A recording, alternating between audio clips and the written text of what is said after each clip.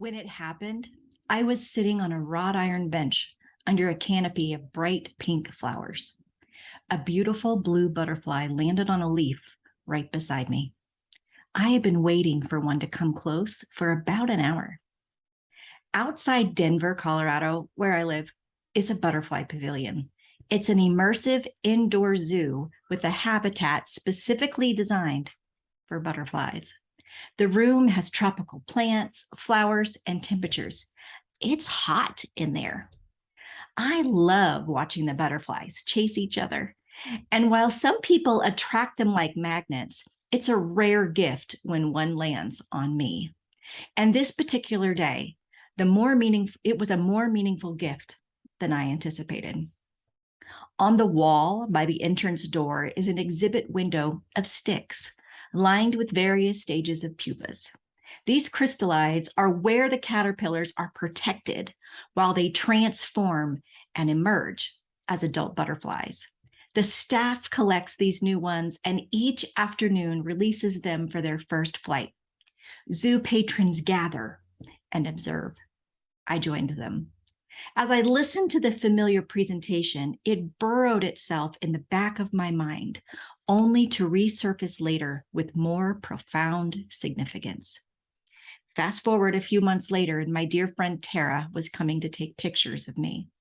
My website branding and social media presence were dated and overdue for an overhaul.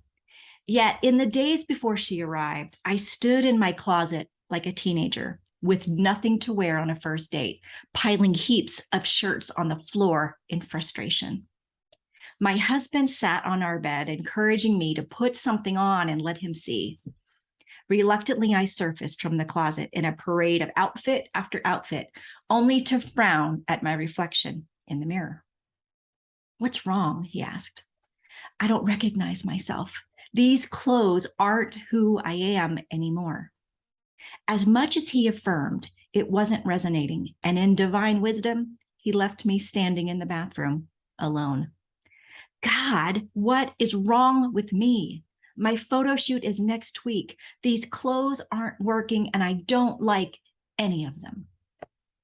I sensed Abba's sweet presence, and I heard his question in my heart. "Are you sure you want to know?" "Yes." "Daughter, a caterpillar does not recognize itself as a butterfly."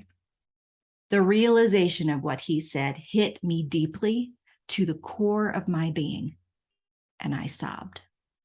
I've been in process for so long.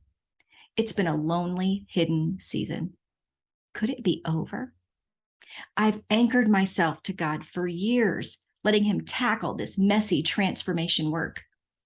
Could it be finished? I've lived a life surrendered, seeing pieces, parts, places, and people taken away from me. I've turned into unrecognizable goo, watching chapters of my life dissolve. I wiggled and wrestled, shedding bad patterns and habits. I replaced lies with truth. I pivoted my people-pleasing and replaced rejection with acceptance of who God says I am. And this entire time, God formed me into something new. Standing in front of the mirror was the first glimpse of my emergence. And it's no wonder I didn't recognize myself. Clothes from an old season didn't measure up. I needed garments meant for the daughter of a king. So I went shopping. It was time to find something worthy of the new calling that I carry. As an introvert, I don't like to be the center of attention. So getting pictures taken by myself feels weird. That day, months before at the pavilion, I learned when butterflies emerge for the first time, their wings are soggy and wet. It too is an awkward adjustment. They need to hang dry so the wings strengthen to carry the weight. I needed to stabilize, to sit in this new identity and let my friend capture the moments of my new flight. I saw the pictures immediately. She broadcasted them from her laptop to my TV. They were stunning and brought me to tears. A few weeks later, I started sharing a sneak peek of the pictures with friends and family. The biggest compliment was how they looked like me. While this seems silly, of course pictures look like you. It was the image I didn't see in the mirror. It revealed who I am now as I walk in the full confidence of who God says I am. As I reflect on the moment in my bathroom, I'm in awe of how God gives us glimpses into our transition from one thing to another. I'm still waiting to see where my new wings will carry me, but I now have a greater appreciation for the journey it took to get here. Maybe you're in transition too. So whether you're in the beginning, the messy middle, or wondering if it will ever end, I'm here to encourage you.